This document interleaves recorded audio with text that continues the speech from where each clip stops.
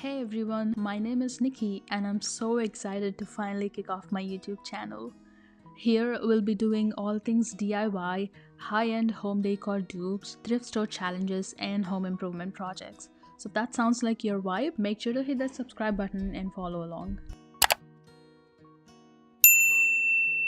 For today's video, we are building a custom entryway console table from scratch. Let's jump right in. First off, Home Depot to grab some wood. For this project, I went with birch plywood because I love its natural veining and color variation. I picked up a 4x8 sheet 3/4 of an inch thick, which gave me all the cuts I needed, and I even had extras. And with a $50 coupon I had, I got this for an even better deal. Now, Home Depot orders free wood cutting services, but let's just say things didn't go as planned. The cuts weren't super precise, so I ended up using my circular saw at home to fix them up.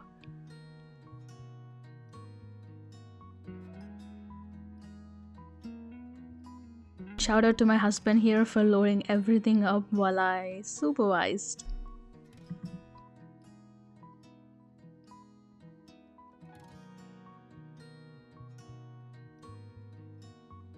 My original plan was to do 45-degree miter cuts for that seamless waterfall edge look, but since I had Home Depot cut everything down to exact measurements, I didn't leave enough room for them.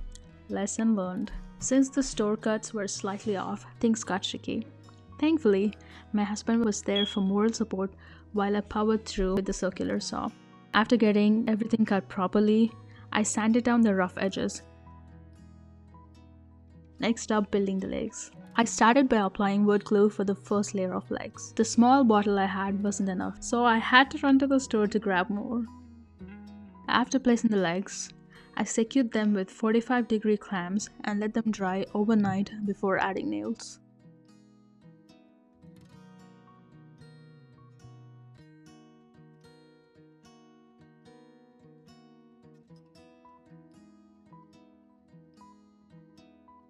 The next day, I repeated the process for the second layer of legs using extra clamps and weights to help everything bond.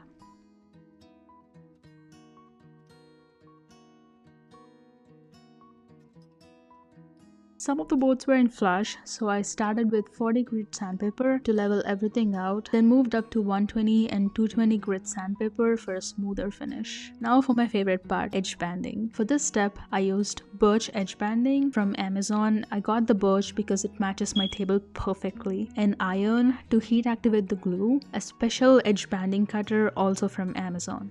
I measured, cut, and ironed the edge banding in place. The cutter is designed to trim both sides at once, but I took it slow, doing one side at a time to be extra careful. This step was tedious, but so satisfying. Once everything was trimmed, I went over the edges with the iron again for a seamless finish. Here's a side-by-side. Without edge banding, with edge banding. Such a difference, right?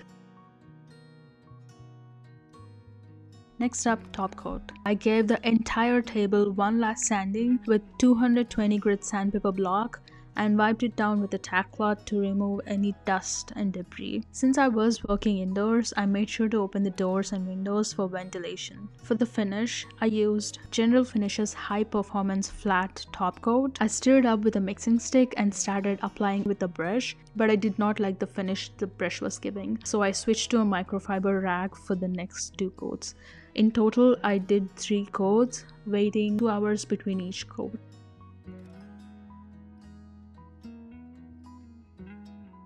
The perfect finishing touch?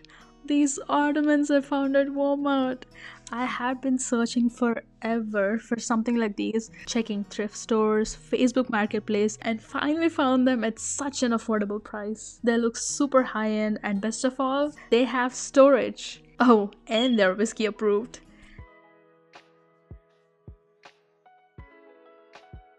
Here's the final look.